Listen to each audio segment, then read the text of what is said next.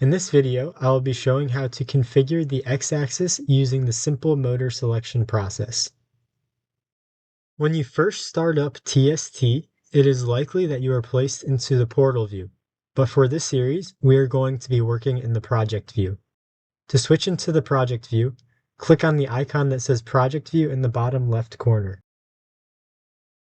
When configuring CNC systems with lots of devices and possibly several different groups, it is convenient to work in the project view because the tree on the left side nicely displays how the added components branch together. In Settings/Information within the Options tab, you can designate the Start view for every time you open TST as either the portal view or the project view. For now, I am just going to leave the setting as the portal view. TST defaults to starting with a project that is just titled Project. You will be able to change this name when saving the project for the first time. TST also defaults to creating the first group as group_1. You can change this name by right-clicking and selecting Rename, or you can click on Group 1 and change the name directly in this field. For now, I am just going to leave it as group_1. The next steps will show how to configure the x-axis motor with the idea that the motor's article number is already known. First, click on New Device underneath Group 1. Clicking on New Device brings up a full catalog of article lists to pick from.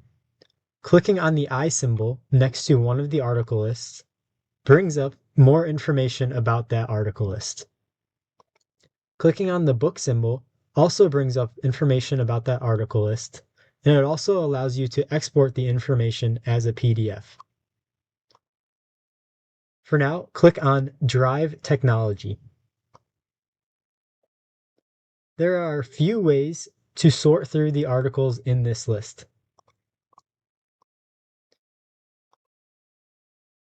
For now, click on Drive Dimensioning with Sizer integrated in the TIA selection tool. We now have an axis added to Group 1. Rename this axis to x-axis by right-clicking on the folder and selecting Rename.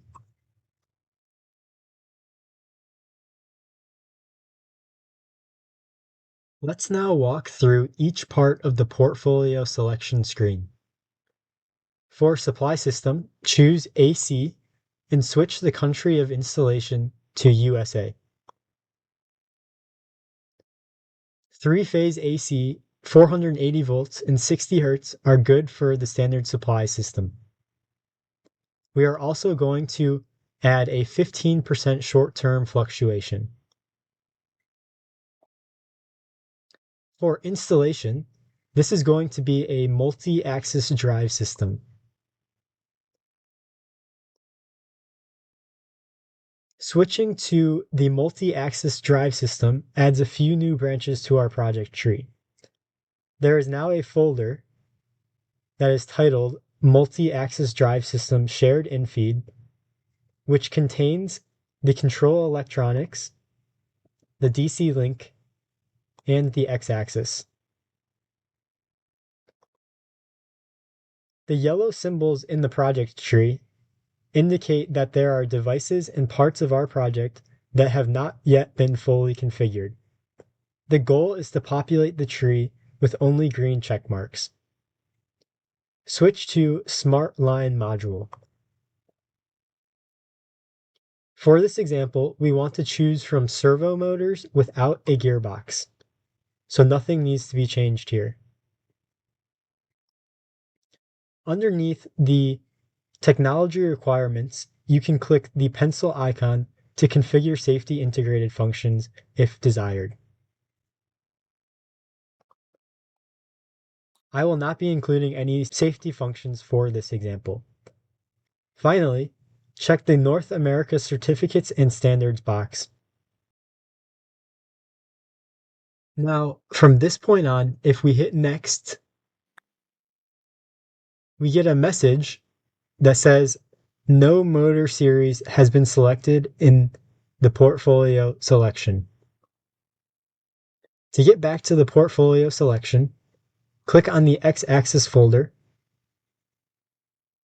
On the right side underneath possible solutions, check the Select All box. Now, when we hit Next, we see the available motors to choose from. I mentioned before that we are configuring the X-axis with the idea that we already know what the desired motor article number is. To enter an article number, click on Filter and type directly into the field for article number. We will now enter the first part of our motor's article number.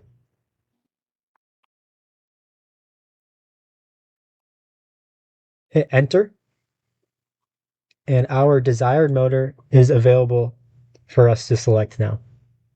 To select the motor, just highlight the motor and hit Select Motor button. A torque speed graph for the selected motor is shown on the right. You can filter out information shown on the graph, and you can also switch to a power speed graph as well. For a machine tool axis, we will change the base load factor for speed to 0.7. You can also change the overload factors to account for acceleration processes. For example, I will change the overload factor for torque to 2.5.